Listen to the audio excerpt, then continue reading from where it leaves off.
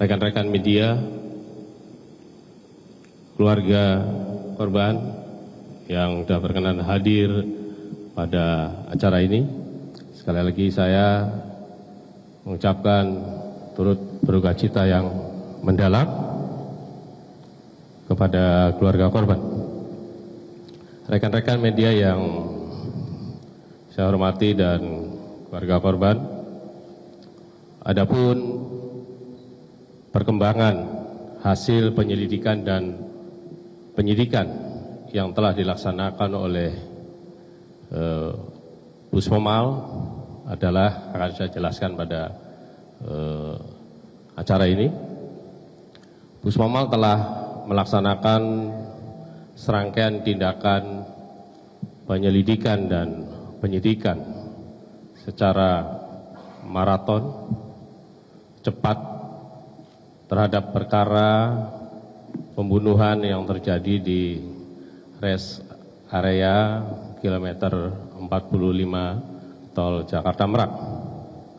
Dari hasil beberapa penyidikan tersebut bahwa benar, sekali lagi saya katakan bahwa benar penembakan yang dilakukan di kilometer 50 itu adalah dilakukan oleh oknum anggota TNI Angkatan Laut. Tentunya kita Puspomal untuk membuat hal tersebut telah melakukan proses penyidikan dengan meminta keterangan para saksi. Kita sudah memeriksa 18 orang saksi yang kebetulan mengetahui terjadinya peristiwa tersebut. Dan untuk melengkapi syarat formil, walaupun kita sudah memeriksa baik saksi dan tersangka, kita perlu juga melengkapi sebagai syarat formil. Penyidik Puspomal telah melakukan penyitaan terhadap sejumlah barang bukti, di antaranya adalah mobil Daihatsu Sigra warna hitam, senjata api jenis pistol yang digunakan untuk melakukan penembakan, 5 butir kelongsong yang ditemukan di area parkiran Indomaret, baju korban, bukti transfer, dan beberapa alat bukti yang lainnya yang sudah kami sita. Setelah itu tentunya dengan adanya tadi sudah melakukan proses penyidikan baik terhadap saksi, korban, dan melengkapi barang bukti, alat bukti yang kita butuhkan, Puspomal telah melakukan rekonstruksi yang rekan-rekan media juga turut hadir. Ini dilakukan untuk membuat suatu perkara ini lebih terang dan jelas. Dari hasil pemeriksaan saksi, tersangka, dan dikuatkan dengan barang bukti, maka para tersangka ini cukup bukti, sekali lagi saya katakan, cukup bukti melakukan tindak pidana pembunuhan sebagaimana yang diatur pada pasal 340 KUHP Junto 55 ayat 1, pasal 338 KUHP Junto pasal 55 ayat 1, kemudian pasal 480 KUHP Junto 55 1 KUHP. Dengan telah selesainya tentunya proses penyidikan yang dilakukan oleh Puspomal, maka hari ini perkara pembunuhan akan kami limpahkan kepada Auditor Militer 207 Jakarta untuk proses hukum lebih lanjut. Tentunya rekan-rekan media, dengan diserahkannya berkas perkara pidana ini kepada Auditor Militer 207 Jakarta, ini menunjukkan bahwa apa yang kami sampaikan dari awal pada saat dulu, TNI Angkatan Laut berkomitmen terhadap penegakan hukum yang transparan dan akuntabel demi penegakan hukum yang adil. Kami mengapresiasi tentunya dan mengucapkan terima kasih atas kerjasama dan dukungan dari semua pihak dalam hal ini terkait di lingkungan TNI Angkatan Laut, Polda Banten, Polresta Tangerang, rekan-rekan media, dan keluarga korban tentunya yang telah berkenan meluangkan waktu untuk mengatensi perkara ini sehingga kami dapat menyelesaikan perkara ini secara cepat dan transparan. Mungkin ini yang dapat saya sampaikan, mudah-mudahan ini bisa menjawab semua yang rekan-rekan wartawan tanyakan saat ini. Demikian, terima kasih. Wassalamualaikum warahmatullahi wabarakatuh.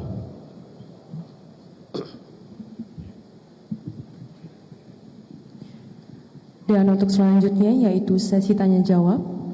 Kami persilakan untuk yang ingin bertanya, kami membuka sesi tanya jawab. Assalamualaikum, selamat siang. Dan Puspamal, Pak Kadis, saya Sahrul dari Jawa Pos ingin bertanya beberapa hal. Tadi kan disampaikan pasal yang dikenakan salah satunya 340 itu pasal pembunuhan berencana. Itu dikenakan kepada 3 tersangka atau memang berbeda-beda? Karena kalau kita lihat perannya dalam rekonstruksi itu kan berbeda-beda, dan yang melakukan penembakan kan 1 orang tersangka ya Pak. Yang pertama itu. Kedua, mungkin boleh disampaikan juga kalau memang pasal yang dikenakan berbeda-beda ini ancaman hukumannya masing-masing tersangka ini berapa lama? Hukumannya apa gitu? Apakah penjara atau ada hukuman yang lain termasuk pemecatan? Yang ketiga soal evaluasi, barangkali Bapak mungkin boleh dijelaskan juga terkait dengan penggunaan senjata api, karena kalau kita lihat juga di rekonstruksinya atau di kronologi peristiwa ini yang membawa senjata kan AA, tapi kemudian yang menembakkan senjata hingga menyebabkan korban itu BA. Ada penggunaan senjata yang seharusnya tidak terjadi gitu. Terima kasih. Oke, saya langsung jawab aja. Yang pertama berkaitan penerapan pasal. Dari situ saya menerapkan pasal di samping 340 ya. Kami menjudokkan pasal 55 di situ. Kemudian ada pasal 338 yang pembunuhan, dan kami judokkan juga kepada pasal 55. Nah, berkaitan dengan pelaku 3 orang ini, mana yang lebih berat akan dijatuhkan itu mungkin nanti dalam satu persidangan Bapak Hakim bisa memutuskan dengan adanya hasil pemeriksaan penyidikan daripada saksi dengan tersangka dan keterangan-keterangan yang kami berikan, maka di situ nanti akan ada putusan dari hakim mana yang berat dari 3 orang tersebut. Kemudian berkaitan dengan evaluasi, saya mengucapkan terima kasih apa yang disampaikan berkaitan dengan evaluasi. Ini sedang kita evaluasi ke dalam berkaitan dengan penggunaan senjata, apakah setelah selesai tugas itu akan dikembalikan dan sebagainya. Itu menjadi satu bagian saran masukan yang baik untuk kami untuk mengevaluasi penggunaan senjata. Ya, terima kasih.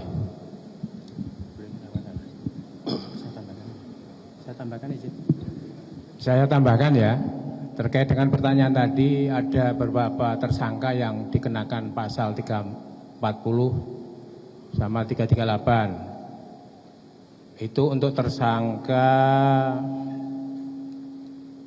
inisial B ya.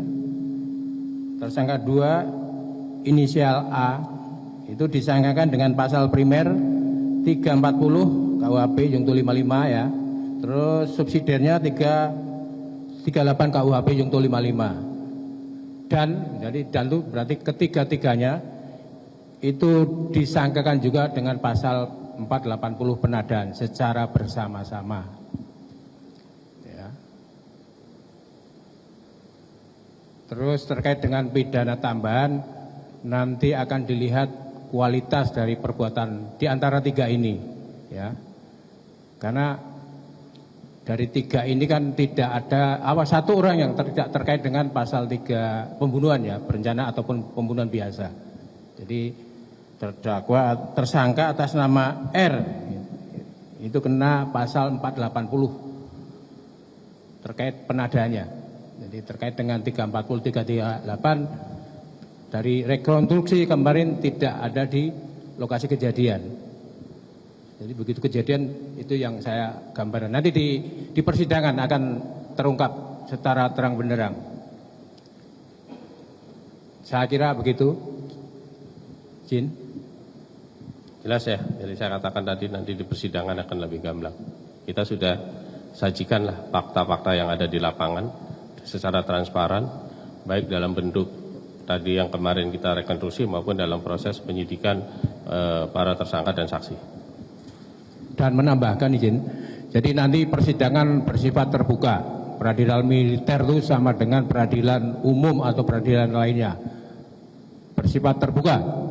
Tidak tertutup. Tertutup itu untuk perkara kesusilaan. Jadi di pengadilan umum itu juga kalau kesusilaan tertutup, ya. Tidak kita tutup-tutupi. Jadi bersifat terbuka. Mohon silakan nanti diikuti, ya. Demikian. Ya, Pak, selamat siang semua. Saya Rian dari Kompas.com, Pak. Ini mungkin menambahi pertanyaan yang tadi. Itu kan tadi Bapak bilang bahwa disebutkan di sini juga dikenakan pasal 340 itu pembunuhan berencana. Itu kan kita tahu bersama bahwa pembunuhan berencana itu kan ada unsur-unsur sehingga bisa disebutkan bahwa itu kategori pembunuhan berencana. Nah, apakah bisa disampaikan ke kami itu unsur-unsur apa saja sehingga bisa dikatakan itu sebagai pembunuhan berencana?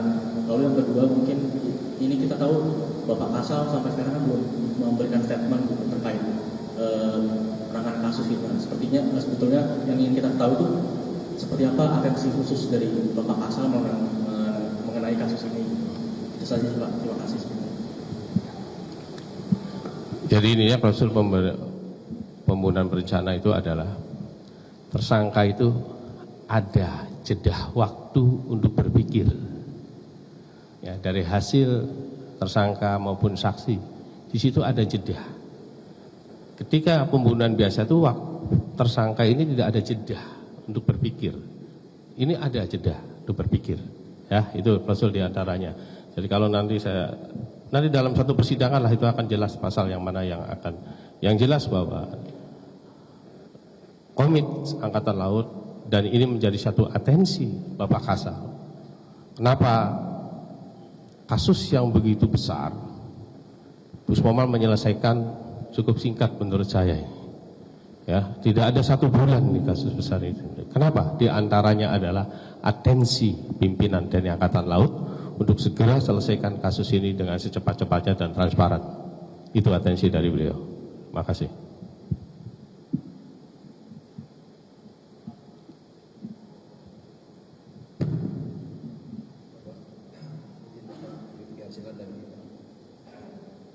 Mungkin pertanyaan untuk Kautmil 2, Pak. Kalau hari ini kita menyerahkan tersangka dan berita acara kepada Kautmil 2, mungkin bisa dijelaskan tahapan berikutnya. Apakah setelah ini langsung persidangan atau butuh waktu menuju persidangan demikian? Terima kasih.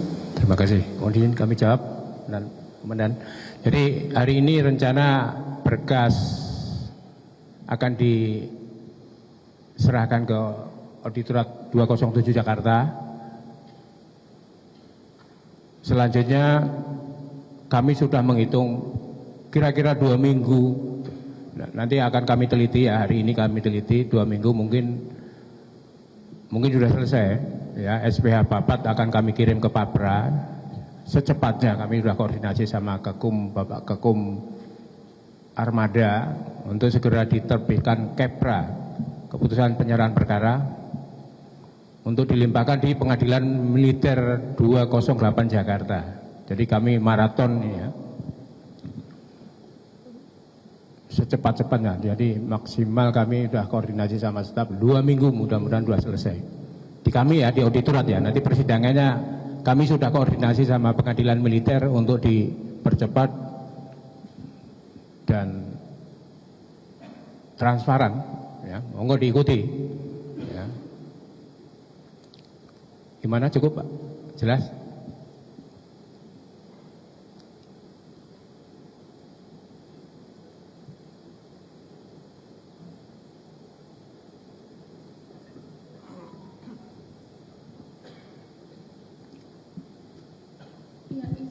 semuanya, saya Rona Marina dari Metro TV. Izin bertanya terkait dengan keberadaan para tersangka ini, Pak. Ini nanti tersangka akan dibawa ke sini, apakah justru nanti akan kembali dimunculkan ketika dalam persidangan atau seperti apa? Terima kasih. Nanti ketika penyerahan, nanti para 3 tersangka akan dihadirkan di belakang ini. Ya. Jadi kami efektif dan efisien kami terima di sini, ya, tidak menjadi masalah. Ya, nanti sesinya akan dihadirkan. Kita hadirkan bersamaan dengan penyerahan berkas dan kita serahkan tersangka di sini. Ya, tinggal nunggu saja. Saya ganti Pak dari berita 1, mau bertanya dengan telah ditetapkannya ketiga tersangka sebagai tersangka gitu karena pasal tadi telah disebutkan.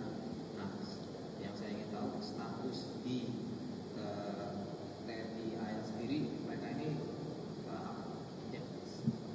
gimana jadi gimana? Apakah nanti PT BKA atau seperti apa statusnya saat ini mereka? Terima kasih aja. Jadi status yang bersangkutan kan masih dalam tersangka ya. BDDH atau tidak itu dan ini dalam hasil keputusan setelah sidang hakim. Ya. Jadi yang bersangkutan statusnya sekarang itu masih tersangka. Nanti kita limpahkan dalam satu proses, nanti akan penjatuhan hukumannya apakah ada hukuman tambahan sebagaimana disampaikan oleh Kak Odmin, apakah ada tambahannya nanti dari pemecatan atau tidak, nanti dalam suatu proses persidangan.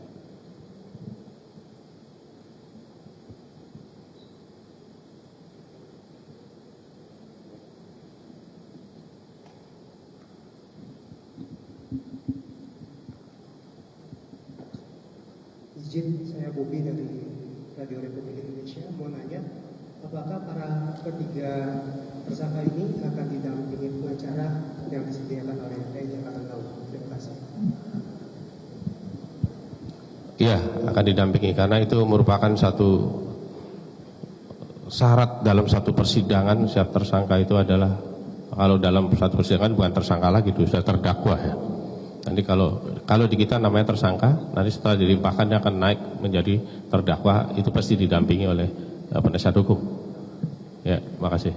Dengan ancaman pasal segitu, itu wajib hukumnya didampingi PH dari awal, sejak penyidikan sampai nanti persidangan.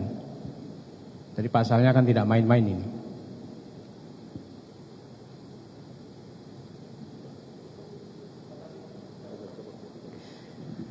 Sesi tanya jawab selesai. Acara selanjutnya yaitu penyerahan berkas perkara dari Puspomal kepada Kaotmil 207 Jakarta. Kami persilahkan.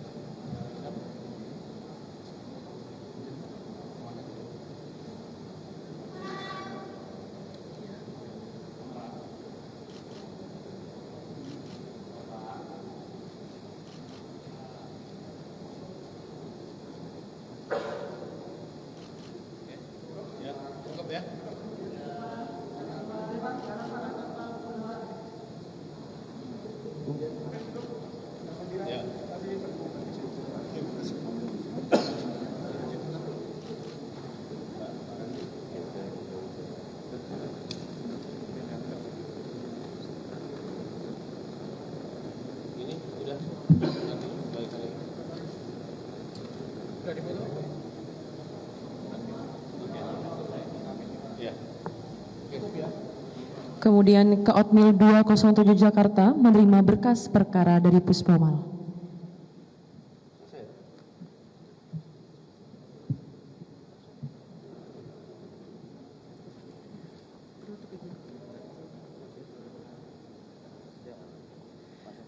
Dan itu tadi rangkaian kegiatan press conference oleh Dan Puspomal. Selanjutnya acara akan kami tutup. Terima kasih atas perhatiannya dan kami ucapkan terima kasih kepada teman-teman awak media yang sudah hadir pada siang hari ini. Kami mohon maaf apabila ada salah kata. Kami mewakili segenap panitia yang bertugas, kami undur diri. Wassalamualaikum warahmatullahi wabarakatuh.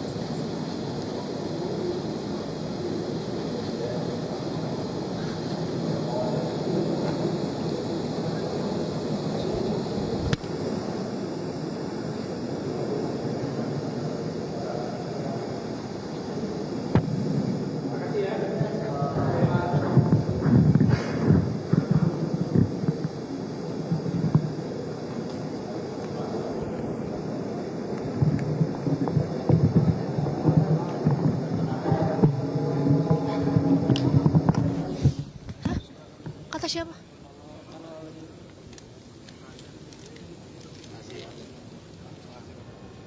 Nggak selesai bang. Stand up pak. Halo.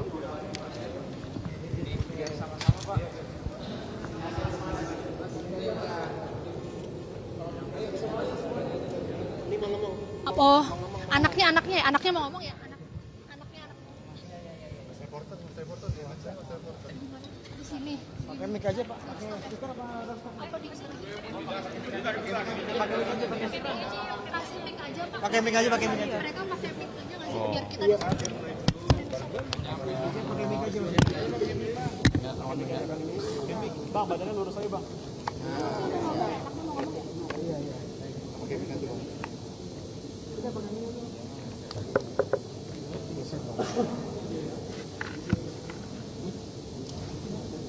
Cek.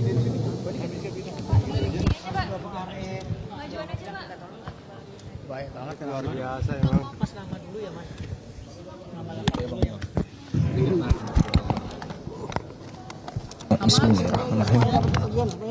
Ayo teman-teman, saya Rizky Kamsya Putra, pihak dari keluarga korban, ayah saya. Pertama-tama saya ingin mengucapkan terima kasih banyak kepada Puspom-Al, terutama dari Bapak dan Puspom-Al sudah berkomitmen untuk transparan dan akuntabel menangani kasus penembakan ayah saya. Dan kami juga kita bareng-bareng untuk mengawali sampai tuntas kasus ayah saya dan agar menciptakan rasa keadilan bagi kami selaku pihak korban. Terima kasih. Nanti dalam persidangan apakah juga akan terus hadir? Ya, kami akan terus ikutin prosedurnya dan kami juga berterima kasih kepada kawan-kawan dari ARMI, kebetulan dari Pak Ketum ARMI sudah mau jauh-jauh dari Bali datang langsung untuk mendampingi kami dan kita bareng-bareng untuk melihat proses ke depannya begitu. Terima kasih.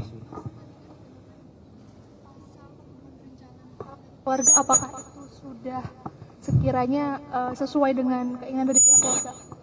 Iya, ketika tadi saya mendengar pembunuhan berencana, saya, keluarga dan abang saya pun sangat merasa puas dengan pasal yang dilakukan oleh pelaku begitu.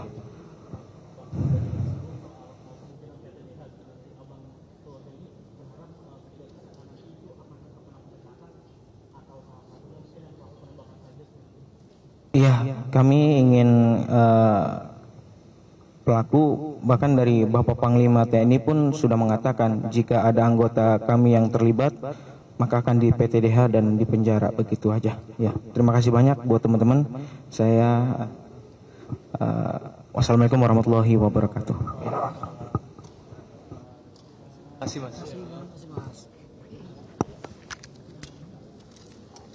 Mas Arif. Turun tangan langsung emang ada yang angkat bicara. Nah, ini biar kesal gitu. Tolak. Ini yang Muhammad Agam kan ya? Baru datang Kak.